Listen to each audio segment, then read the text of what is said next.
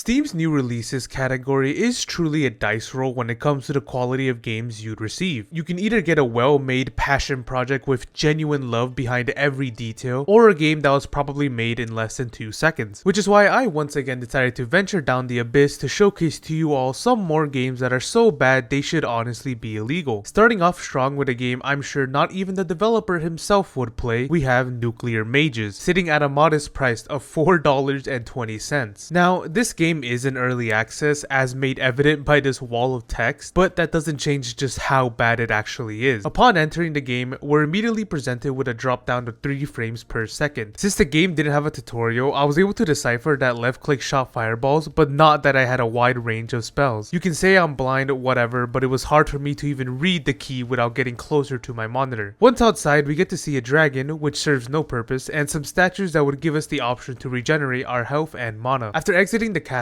we're able to travel through this portal, which takes us to even more portals. At least this game has a fast travel system. I decided to make my way to the dungeon, which is basically the only form of combat in this entire world. The dungeons are split into 3 difficulties, with each unlocking after beating the previous one. At least when it came to the dungeon, the game decided to give you a tutorial, but it was purely in the form of text. I can read all of this as many times as I want, but unless I'm actually shown firsthand how to do it, I'm going to forget everything in 5 seconds. It doesn't matter regardless, as this dungeon is literally unbeatable, even on the easiest difficulty. You only have about 100 mana points, so each shot of your basic fireball taking up 5. Every time you enter a room, about 1,000,000 skeletons spawn, with each taking 1 shot to kill. All sounds well and good for now, but you have to account for the fact that this is literally just the start of the dungeon and I'm already down half my mana. There is a statue to instantly regenerate your mana, but it's all the way at the spawn area. It's not efficient to be running back and forth, especially not once you go further down the dungeon. The only other way to regenerate mana would then be to wait 30 years for each singular point. Speaking of going further into the dungeon, I was able to juke most of the skeletons and save my points. However, there's an impossible crystal boss fight waiting at the end. It doesn't matter how many points you have when entering this fight, it won't be enough to kill her in one go. Not to mention the skeletons that spawn alongside her. Since there aren't any statues in this room, your only option is to wait 1,000,000 years while trying to dodge her aimbot. It's just not possible. I didn't mean to say her, as for some reason every time you attack the crystal you can hear a lady gasp.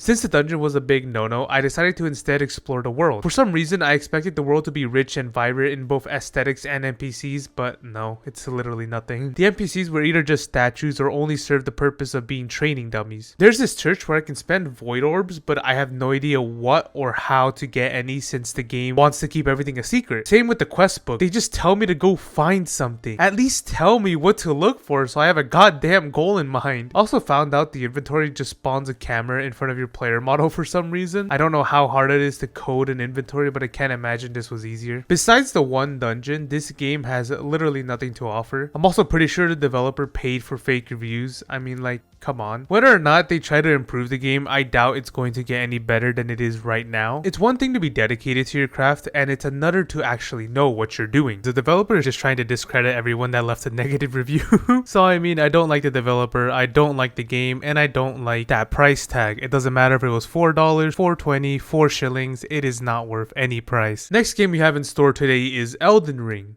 but made in Unity. I'm not even joking. This game is called Cassilda's Adventure, but you'll almost immediately recognize the heavy inspiration from the Souls franchise. We begin with our mother waking us from our slumber. Right in our bedroom is a chest with an axe and shield, because who doesn't keep those lying around? I'll be honest, I didn't equip either of them because I didn't know this game had an inventory menu. I kept pressing Alt or Tab thinking that was how to open it, but instead it was actually escape, which I just never pressed for some reason. It's funny too because the bottom right of our screen literally gives you all the keybinds you need, and yet I only focus on the top half. While speaking to our mother, we learned that our chickens have gone missing, forcing us to go search for them. Right outside is our brother, Hugo, who we can actually take with us on our journey. We follow the footprints to Sleptbone Pathway, which is where we're also presented to a bonfire. Bonfires will save our game while also regenerating our health and giving us the option to level up. We also get to talk to Laura, though she clearly hates me as she walks away in the middle of our conversation. Anyways, we follow the trail of feathers to a cave where we're able to recover our chickens and encounter our first boss fight. Since I still hadn't opened my inventory, I literally beat this bear up with just my fist while Hugo just kept sniffing his ass. After the fight was over, I finally discovered the almighty inventory, and after returning to our mother, we're told to visit the king in the upper district of Sicily Town. This is the lower district, Hugo. These are all the peasants are. Look at him.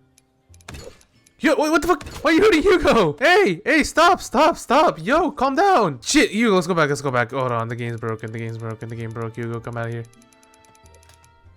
Oh my god, how the fuck, like, I literally can't do anything. Except, I guess, watch Hugo fight. Oh my god, Hugo, you go. No, never mind, he's dead. Oh my god, I have to reset. I have to reset the game. The only way to get through this guard was to either send Hugo back home or literally kill him since he chases Hugo down. Oh shit, what happened, Hugo? Why is it him again? Oh my god, let's kill him. I lost reputation. I didn't have reputation. Let's fucking kill him. Once in the castle, we're told to seek out the same general we just saw speaking with the king in order to get a quest. Here's the first problem I have with this game. Although the objective tells us where to go, it doesn't directly guide us there. Since the buildings nor areas aren't labeled correctly, I ended up just running around the entire city. It took a couple of minutes to find a building I had already ran past. Anyways, after deliberating for 7 hours, the general has us search the library for a thief. At least this time we get a visual representation of where it is. Inside the library is a book-stealing orc who knocks us unconscious. After informing the general, we're sent to the West Bridge to speak to his captain.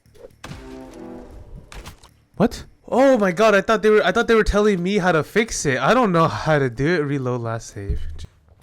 Hugo, I want to beat the developer's ass right now for making me go all the way back here. It seems that every time an orc dies, this error message pops up. I have no idea how to read or understand this, so I just closed it and moved on. Thankfully, it didn't have any major consequences. I did have to send Hugo back home though, since the guards started beating his ass again. After speaking to one of the guards, we learned that the captain has been taken hostage. In this dungeon, I learned 2 things. 1, the captain is across the river, which will need to lower a bridge to cross, and 2, it is very easy to manipulate the AI. After reading this note, a huge worm spawns. I decided to ignore him and find a lever which is being guarded by a troll. Since the worm followed me, I accidentally had him attack the troll, which in turn made them both duke it out. Oh, he killed him too. Alright, thank you, troll. Bye bye. I don't know why he took a shit while I was trying to run away, but past the door we get a cutscene of Drago escaping. However, we can't follow him until fighting 2 bosses at the same time. Thankfully, they aren't too difficult for a god gamer like me. Oh my god. I'm pretty sure I was meant to stick around these orc camps, but I literally just ran past every single one of them with no regard for my life. Most of them didn't even notice me, while the ones that did gave up after 1 attack. At the end is another boss against the same orc we saw back at the library. Thankfully, I was able to spawn another worm that followed me into the arena, and after successfully getting it to attack, I just sat back and watched them fight. After freeing the captain, I was told to go to the tavern, which again is another example of not guiding the player, as I just ran around the entire city for ages. Anyways, that's about as far as I'll go with this game for now, as it does seem like there's a lot more than you normally get in such a low quality game. It's honestly not even low quality, it's really impressive. Like, I was genuinely having fun. This game is a nice substitute for whenever I want to play a Souls game, but don't want to face the reality of my lack of skill. Sure, the game has some problems here and there, but they're honestly so minuscule that it really didn't hinder my experience. I think this game is honestly fine at its $10 price tag, and I'll be keeping it installed in case I decide to go back. Staying in the same genre of fantasy, we have a little game called Sir Bucket. Now, I'll be completely honest, the pictures gave me the wrong impression of what this game was meant to be, and I also think it's overpriced even at $7. Sir Bucket is a choose your own adventure visual novel where you play a bucket knight as he ventures out into the world. I do like that the game shows you the controls despite there only being 2 of them, but it's honestly pointless when I'll hardly ever even use them. This is what the game looks like 90% of the time. You hear some narration, characters speak to you, and you get to choose your response. I honestly wouldn't even have that much of a problem if I could just skip over some of the dialogue. This game has 30 endings, with you starting back in the beginning after each one. I thought the way the developer tried telling the story was pretty funny and entertaining, but after the 3rd time, I just got so tired of hearing the same joke, I had to mute the game until it was time to choose a response. There's really not much to talk about with this game, so I'll just show you my 3 favorite endings. Upon reaching the village, you can choose to literally just game end all the children, as well as the entire village, before running off into the forest. You then switch to the human knight who chases Sir Bucket after witnessing the slaughter. Upon confronting him, he takes hold of the great sword and you 2 battle. Oh my god, he's going for it. Oh, what a block. Oh, no, Sir Knight. Oh, he cut his Achilles.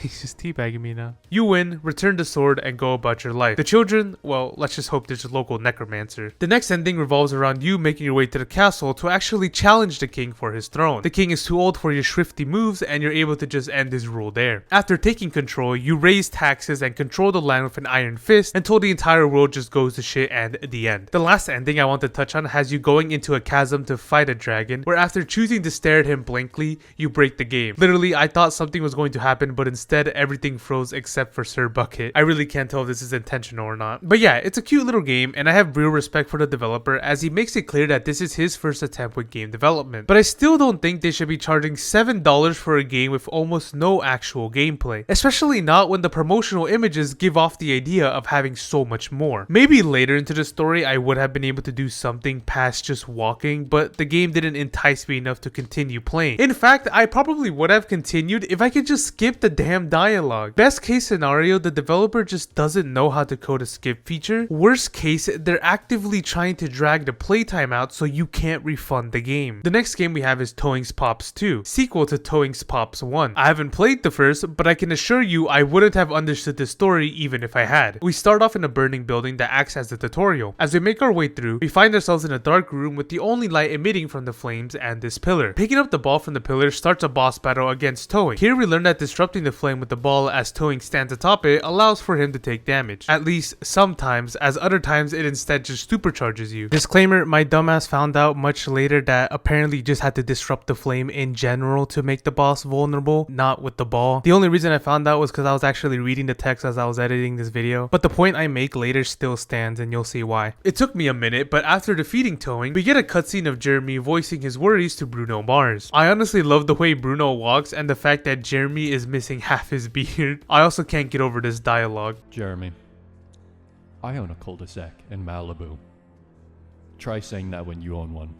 Anyways, Bruno is told his plans are ready to go and that I, the protagonist, am still trapped in this arcade-looking place. Bruno then gives a small speech before we enter the back rooms. The game's mechanics sort of screwed me over here. I assumed I was supposed to interact with this square, but even after spamming my keyboard, nothing happened. I ran around the room for about 5 minutes before trying again, only for it to actually work this time. Past that though, you just run down this hall and open a portal leading you to an icy planet. The environment honestly looks kind of aesthetic, but all you do is just walk forward, parkour, and move on. Now we're in a synthwave era mansion where Bruno literally blows up the sun before sending us back to the icy planet to start our second boss fight. There's not much to say here, I just had to run around while periodically disrupting the fire and dodging Bruno heads. After the fight is over, we get some quick lore about the significance of this ghostly house, but I'm not even going to explain it because I don't know what it means or where it leads. In fact, I won't get to know as this is the end of the game. The Bruno fight that follows this cutscene is quite literally unbeatable. There are two ways I found to damage him. One was to wait until his little heads were on the fire before disrupting it, and the second was to just walk into the fire and throw the ball at him. Regardless of which option I chose, I was only able to hit him with 9 shots total. 1 shot per flame with 3 floors each having 3 flames. Even with all 9 flames, you just aren't able to do enough damage to actually kill him, causing the game to just end. The past 2 fights had the bosses be vulnerable for a little while, allowing you to do extra damage. However, Bruno is only vulnerable for 1 singular shot. I can't tell if I'm doing something wrong or if this game is currently broken. If it turns out that I'm just stupid, I'll take everything back and put $10 extra